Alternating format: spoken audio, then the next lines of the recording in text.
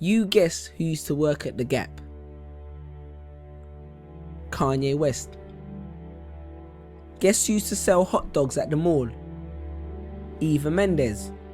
I heard President Andrew Johnson was a tailor, George Washington was a surveyor, Herbert Hoover was an engineer, Theodore Roosevelt was a rancher, and President Jimmy Carter was a peanut farmer. Hugh Jackman, who plays Wolverine, was a clown. But look who's laughing now. You know what I noticed about successful people? Successful people take a course of action which coincides with their belief or passion. Put your hand up if you work a 9 to 5, or 5 to 9, or just any job which you don't enjoy but takes up half your time.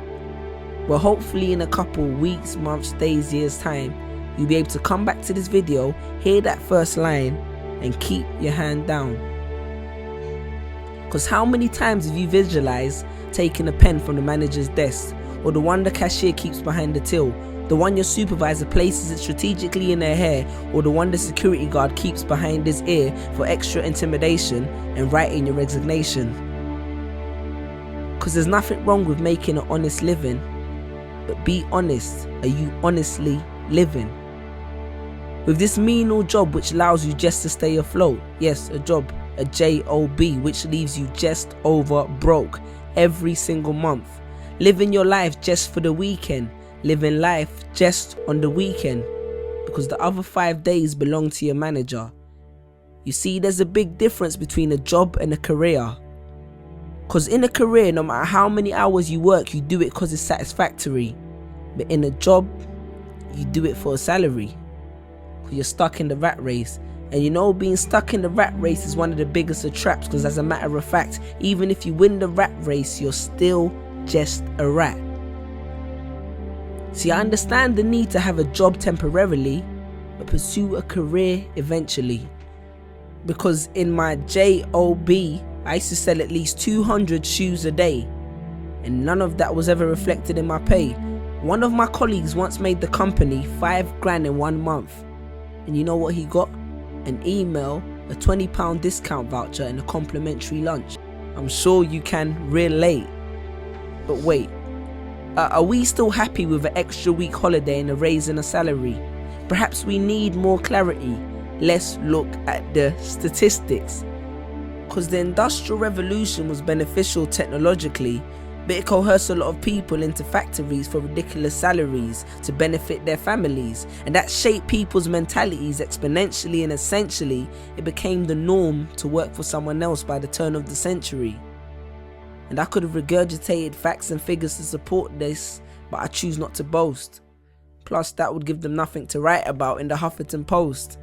Now in 3 years I've had 6 jobs, and that made me think that long term I could never be happy working one of these jobs.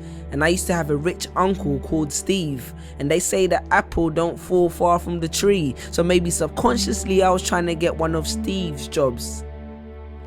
I understand more than anyone that a job allows you to pay the bills, make ends meet, and survive.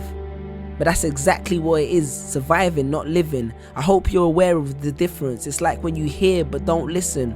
Because you can hear good advice, but if you don't heed it, it does no benefit to your system. The same way only knowledge with application is wisdom. I hope you're creating the distinction. Sean Corey Carter said it best. 9 to 5 is how you survive, and I'm not trying to survive. So he strived hard for his dream, and look where it took him. So bear that in mind next time you drive past that arena in Brooklyn. But then again, survival is the only trait that every human being has in common. And do not take this as a reason to quit your job, go back home and stare at a computer screen, because a government check plus idleness does not equal success. Success will not fall in your lap. In my family we have a saying. It says, if you really want to grow trees, pray for rain, but don't neglect to water your seeds. Chase your dreams. Because I wrote this on the back of a pay slip, on the late shift, the grave shift of slave ship for makeshift wages. Google the term corporate sharecropping and you understand what I'm talking about. If somebody wants to do these jobs, then let them. And from the bottom of my heart, I respect them. Because I once met a garbage man who was the happiest man that I've ever met. But Don't become a slave to a paycheck, because a job is a safe net, the condom which the system uses to screw you, and none of us would be here if everyone practiced safe sex. Stand tall. And if you're not sure if you're building someone else's dream, maybe this will help. Jerry Giles said, "You will recognize your own path when you come upon it, because you will suddenly have all the energy and imagination you will ever need." And don't be afraid to innovate, because it's not about how much change you make, but rather about how much change you make. Because a business that makes nothing but money is a poor business. So you decide what your life is worth, your passion or your paycheck. Because your playing small does not serve the world. Because what is our deepest fear? It's not that we're inadequate. Our deepest fear is that we are powerful beyond measure. Confucius.